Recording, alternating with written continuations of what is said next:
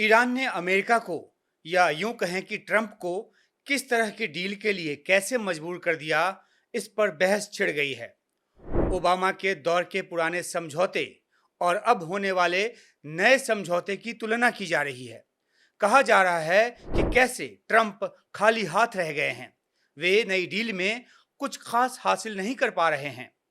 अमेरिकी मीडिया के एक हिस्से में सवाल ये भी उठ रहे हैं कि उन्होंने ये युद्ध आखिर शुरू ही क्यों किया, और जब अंत में इस तरह की डील तक ही पहुंचना था तो फिर जंग का औचित्य क्या था।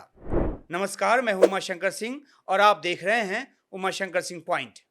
और अगर आपने हमारा ये चैनल सब्सक्राइब नहीं किया है तो कर लीजिए, ताकि हमारी आपकी दोस्ती बनी रहे। बहरहाल, अमेरिका ईरान जंग 28 फरवरी को शुरू होने के करीब 105 दिनों के बाद दोनों देश समझौते की तरफ बढ़ गए हैं। 19 जून को जिनेवा में ये डील साइन होना तय हुआ है। वैसे 4 दिनों में पुल के नीचे से कुछ और पानी बह सकता है। ये इसलिए कह रहा हूं कि एमओयू की शर्तों को लेकर अमेरिका और ईरान की तरफ से कुछ अंतर नजर आ रहा है। वहीं इजराइल अपनी डफली अलग बजा रहा है। उसने कह दिया है कि वह इस डील के उस हिस्से को, उस क्लॉज को नहीं मानेगा जो लेबनान में भी लड़ाई रोकने से जुड़ा हुआ है। इससे एक बार फिर जाहिर होता है कि ईरान पर हमले के पीछे इजराइल की मंशा ईरान को न्यूक्लियर वेपन बनाने से रोकना उतना नहीं था जितना लेबनान की जमीन पर कब्जे से था, बेशक दलील हिजबुल्लाह से खतरों की हो। फिलहाल ये देखना दिलचस्प होगा कि इजराइल कैसे इस डील को सबोटाज करने की कोशिश करता है और ट्रंप इजराइल को कैसे काबू में करते हैं, अगर कर पाते हैं तो। डील का भविष्य बहुत कुछ इस बात पर निर्भर करेगा। वैसे शुरुआत में ही आपको एक बात बता दें कि डील में प्रॉक्सीज को लेकर चर्चा न होने की बात ईरान की तरफ से की गई है। बड़ा सवाल है कि हुथी, हमास, हिजबुल्लाह को लेकर अगर अंतिम तौर पर कुछ तय नहीं होगा तो फिर इजराइल को तो और बहाना मिलेगा। वैसे देखें तो डील की जो सहमति बनी है उसके दो पहलू हैं। एक पहलू वे जो इस युद्ध के शुरू होने के पहले से थे, और दूसरा पहलू वो जो युद्ध शुरू होने के बाद जुड़ा। युद्ध शुरू होने से पहले की जो बातें थी वो ये कि ईरान परमाणु हथियार न बनाए, ईरान सनसेट क्लॉज छोड़ने को तैयार हो जाए, ईरान बैलिस्टिक मिसाइल अधिक मारक न बनाए, न्यूक्लियर डस्ट सौंप दे, आदि आदि। युद्ध शुरू होने से पहले ओमान की मध्यस्थता में इस पर बात भी चल रही थी। डील होने की बात की जा रही थी, उसके बहुत करीब होने की बात की जा रही थी, और उसी रात इजराइल और अमेरिका ने ईरान पर युद्ध छेड़ दिया। और 28 फरवरी युद्ध शुरू हो जाने के बाद जो सबसे मुख्य बात जुड़ गई वो ये, यानी कि जो दूसरा पहलू जुड़ गया वो ये कि ईरान हॉर्मुज स्ट्रेट खोल दे, उस पर कोई टोल न लगाए, और कालांतर में हॉर्मुज स्ट्रेट खुलवाना ही सबसे बड़ा मुद्दा बन गया।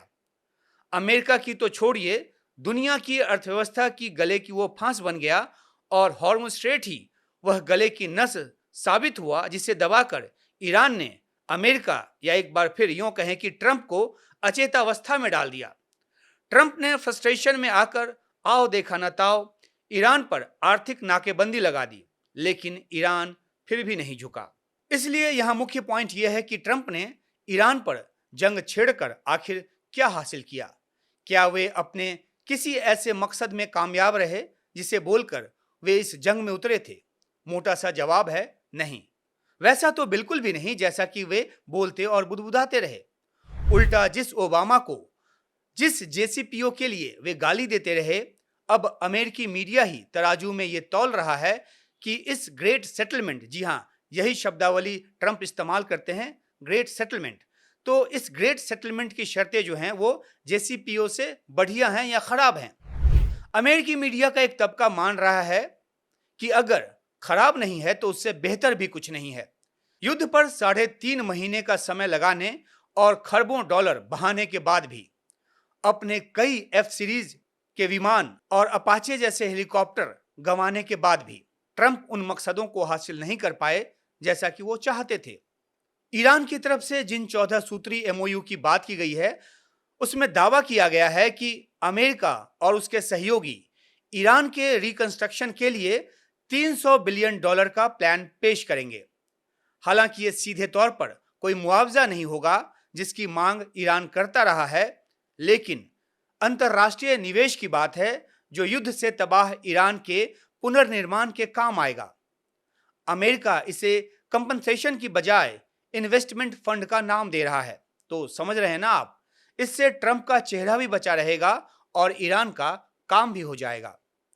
इसके अलावा शर्त यह भी है कि अमेरिका ईरान को 24 बिलियन डॉलर की जब्त संपत्ति 60 दिनों में रिलीज करेगा और इनमें से आधी यानी कि 12 बिलियन डॉलर की संपत्ति अंतिम समझौते के लिए बातचीत शुरू होने से पहले रिलीज करनी होगी।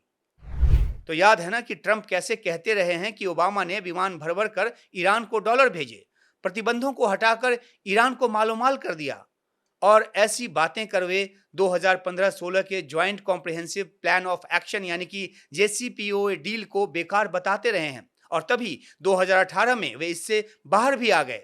ईरान को इस डील से तहत मिली रियायतें खत्म कर दी, उस पर स्नैप पैक के तहत प्रतिबंध फिर से लागू कर दिए गए। इसके बाद ईरान भी अपनी राह चल पड़ा।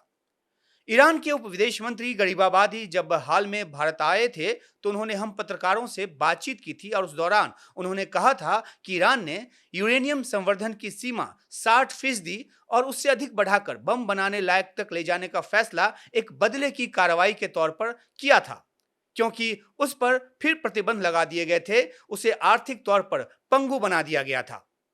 ट्रंप 2025 जनवरी से जब से फिर अमेरिका के राष्ट्रपति बने हैं, उनकी कोशिश यही रही कि ईरान को दबाकर एक ऐसा परमाणु डील हासिल किया जाए जो उनके मुताबिक JCPOA से बेहतर हो। ईरान परमाणु बम कभी न बनाने की गारंटी दे दे, न्यूक्लियर डस्ट अमेरिका को सौंप दे, बैलिस्टिक मिसाइल कार्यक्रम बंद कर दे या अमेरिकी निर्देश की हद में रखे। ट्रंप की चाहतें इस तरह की थीं। यही याद दिलाया जाता है कि ईरान तो JCPOA के बाद भी परमाणु बम हथियार न बनाने की गारंटी दे चुका था। अपने यूरेनियम एनरिचमेंट और परमाणु कार्यक्रम IAEA की निगरानी में रखने को तैयार हो गया था।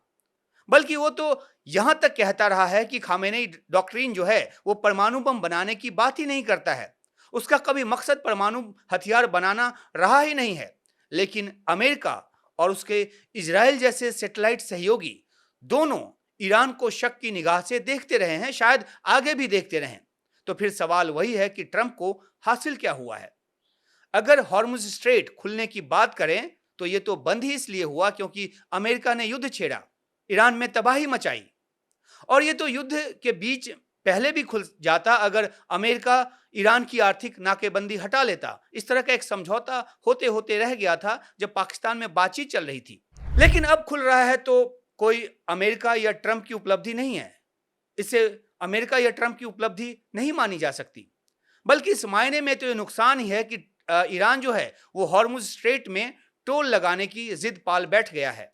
हालांकि समझौते के मुताबिक हॉर्मुज स्ट्रेट बिना टोल खुलना तय हुआ है, लेकिन ईरान किसी न किसी रूप में टोल वसूली के रास्ते अभी भी देख रहा है, तलाश रहा है, उस जिद पर अड़ा है। देखना है कि इस पर अंतिम नतीजा किस तरह से निकलकर सामने आता है, क्या कुछ तय होता है। ईरान के लिए बड़ी जीत यह भी है कि अमेरिका ईरान के आसपास के इलाकों से अमेरिकी सेना की पूरी तरह से वापसी करेगा, यह भी शर्त में तय हुआ है। यानी कि इसका मतलब यह हुआ कि जंग शुरू होने के बाद या उससे पहले अमेरिका ने जो तैनाती बढ़ाई उस पूरे क्षेत्र में, उसे अमेरिका हटाएगा। ईरान कई बार यह भी मांग करता नजर आता है कि अमेरिका मध्य पूर्व के देशों से अपने सैन्य अड्डों को खाली करे, हटा ले। यह तो न मानने वाली शर्त है जो न तो माना गया है और न ही इसके लिए अमेरिका कभी तैयार होगा, कभी मानेगा। लेकिन ईरान की काबिलियत यही है कि वह अधिक से अधिक दबाव डालकर अपनी जरूरत भर स्थिति हासिल करने में कामयाब रहा है। MOU के तहत ईरान के कच्चे तेल और पेट्रोकेमिकल्स से जो उस पर जो प्रतिबंध लगा है वो प्रतिबंध हटाने को अमेरिका को तैयार होना पड़ा है। इन्हीं प्रतिबंधों को जब ओबामा ने JCPOA के तहत हटा दिया था तब ट्रंप कह रहे थे, और उसके बाद से ट्रंप लगातार ये कहते रहे थे कि देखो ईरान को अपना घर भरने का मौका दे दिया ओबामा ने, मोटा माल कमाने का मौका दे दिया ओबामा ने, और अब ट्रंप भी वही करने को मजबूर हुए हैं। दो और बातें अहम हैं जिनका यहां जिक्र जरूरी है। अमेरिका ईरान के बीच होने वाले अंतिम समझौते को संयुक्त राष्ट्र सुरक्षा परिषद के प्रस्ताव से बाध्यकारी बनाया जाएगा। यह भी एमओयू का एक सूत्र है। यह भी ईरान की जीत है, क्योंकि ईरान कहता रहा है कि ईरान पर हमले के मामले में अमेरिका मनमर्जी दिखाता है, उसकी संप्रभुता का सम्मान नहीं करता। 2025 जून में भी 12 दिन का युद्ध किया, ईरान के कई सैन्य असैन्य ठिकानों को निस्तनाबूद कर दिया, लेकिन फिर भी अमेरिका ये राग अलापता रहा कि ईरान परमाणु बम बनाने के करीब है, और फिर हमला कर दिया इजराइल के सहयोग से, इजराइल के साथ। तो अब यूएनएससी में मान्यता मिल जाने के बाद अमेरिका मनमाने तरीके से ईरान पर हमला नहीं कर पाएगा, ऐसा माना जा सकता है।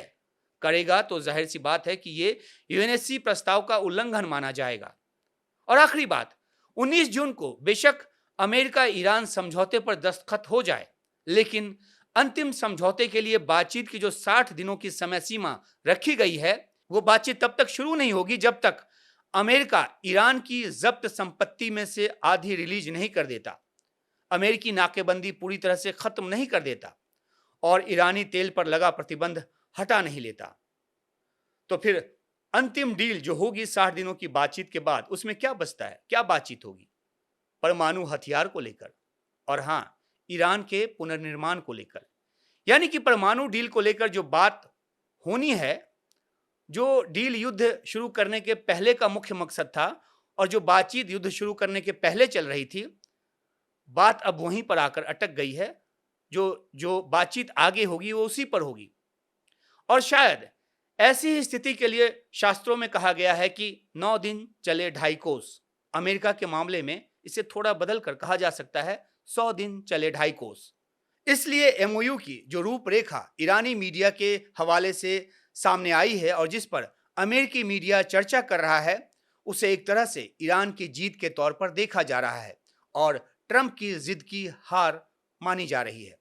ट्रंप का एक और बड़ा, बल्कि सबसे बड़ा सपना था ईरान में सत्ता परिवर्तन का। उसमें वे बुरी तरह मात खा गए।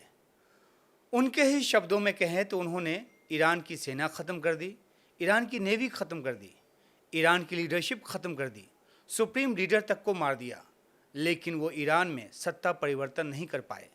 बेशक अब वे कुछ भी कहें, लेकिन ये उन पर बहुत बड़ा तमाचा जो ईरान ने मारा।